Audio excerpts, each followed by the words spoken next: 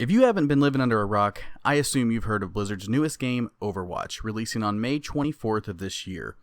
There have been multiple betas out on PC and a recent open beta on all platforms. I'm here to give you my thoughts and feelings on it, what I think the future holds for it, and my final review. This is Carbon 107 checking in. Tell me like a Hellcat.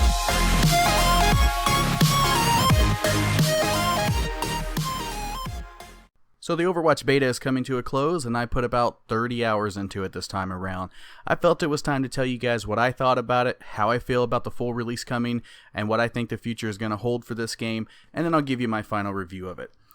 Starting with my initial thoughts on it, right out of the gate, I was blown away by the visual style, the artistic approach of all the characters, and the world built with no single-player campaign. Each character feels entirely different from each other, both in aesthetics and the gameplay. I never played one and felt it was a clone or a carbon copy of any of the others in the game.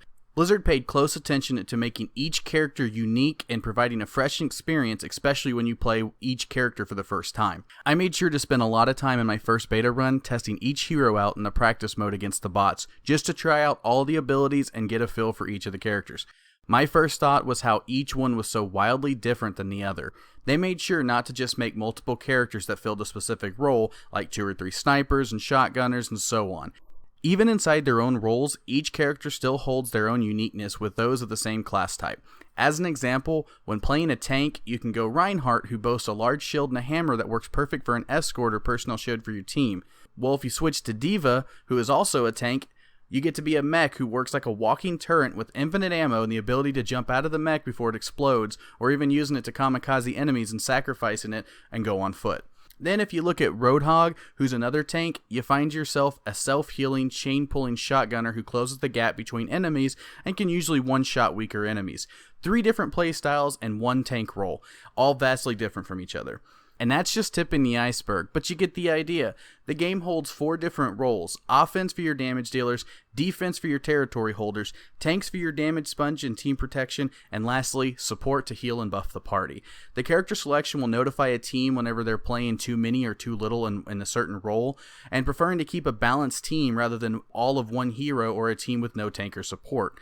Though it does suggest these, it does not mean it needs to be followed completely. I have gone up against an entire team of one hero, and even if it doesn't always go in their favor, sometimes it makes for some really hilarious battles or downright frustrating matches.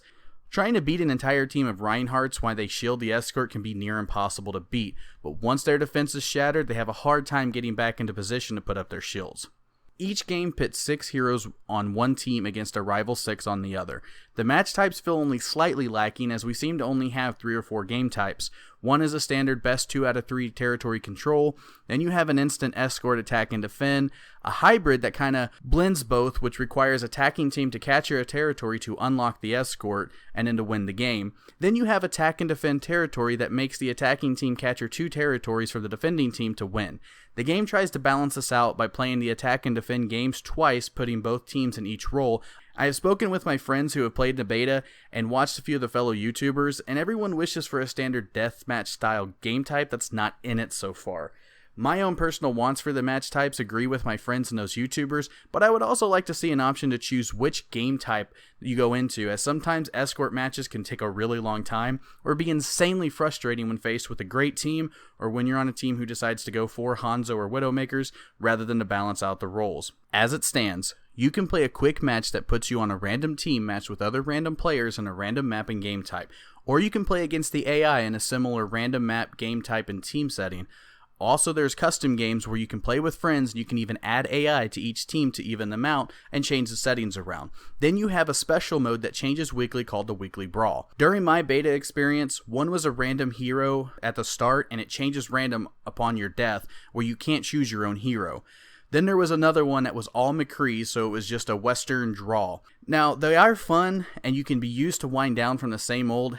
It still feels slightly lacking in that area. I've been told previous betas have competitive mode, though I'm unsure why it was not in either of the betas that I have played, and I'm not entirely sure how it works differently than the regular quick play, maybe like a ranking system. To move on to my true feelings about the game, I absolutely love it.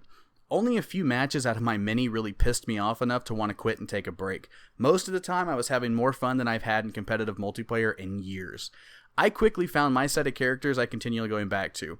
My favorites out of all of them, which even surprised me, is a tie between Widowmaker, the super sexy femme fatale sniper, and Diva, the walking mech turret and self-detonating team destroyer. With these two characters, I had the most fun out of the game so far. My lineup also includes the dual shotgunner and shade floating Reaper, the self-repairing and turret transformer Bastion, and the angel winged healer and damage booster Mercy.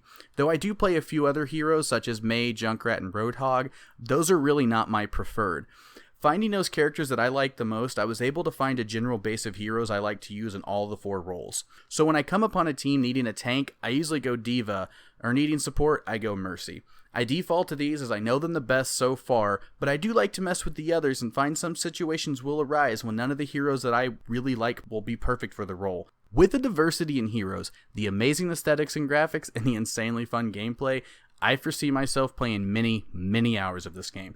If you're a fan of any kind of competitive multiplayer, first-person shooter, or Team Fortress style game, this will be right up your alley. For the future of the game, I see many new and unique characters being added regularly. Though Blizzard has yet to announce if the heroes will be free for owners of the game, or if they will be microtransactions, we will have to wait and see.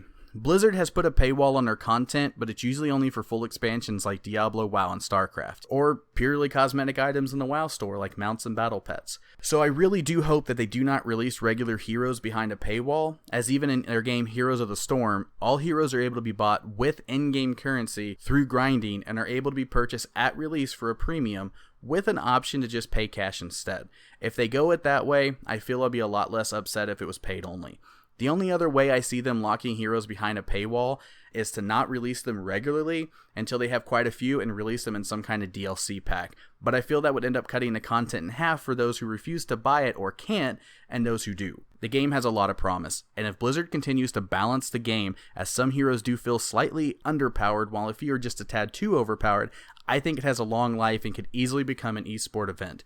As a fan of Blizzard, I have nothing but love and hope for them and Overwatch. I hope they don't go the bad route like many other developers owned and partnered with Activision have, and just keep the game fun and accessible to everyone no matter what they do in the future.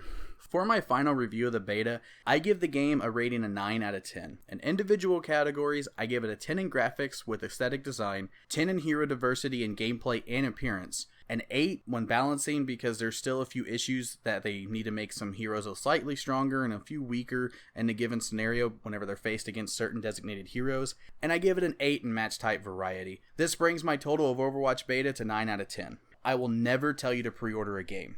I frown upon 99% of pre-orders and rather you wait to see reviews or watch me or other YouTubers play it, buy it, and judge from there. Now, I will be honest and say that aside from Mass Effect 3, the only pre-orders I've ever done have been from Blizzard, and they're usually WoW expansions. That said, my experience with pre-orders has been okay. Judge it for yourself, but I will tell you, after both of my beta plays on Overwatch, I will be going and pre-ordering it as I've not done it so far. There you have it. That's my review for Overwatch. I hope I could provide you with enough information and help you make up your mind about the game, if you haven't already. I loved it, and I'm looking forward to it extremely. So if you get it, add me on PlayStation. We're going to play. Now, I would be getting it on PC, but my PC is not quite powerful enough yet to be able to run it smoothly, so I'd rather play it on PS4, as also a lot of my friends are going to be getting it on that system as well. So if you like this review, or if you have another game you'd like me to review that's coming out soon, especially if I've played the beta or can get into the beta, leave me a comment and a suggestion. I'll see what I can do. Like, subscribe if you like this kind of content. Until next time, this is Carbon 107 signing out.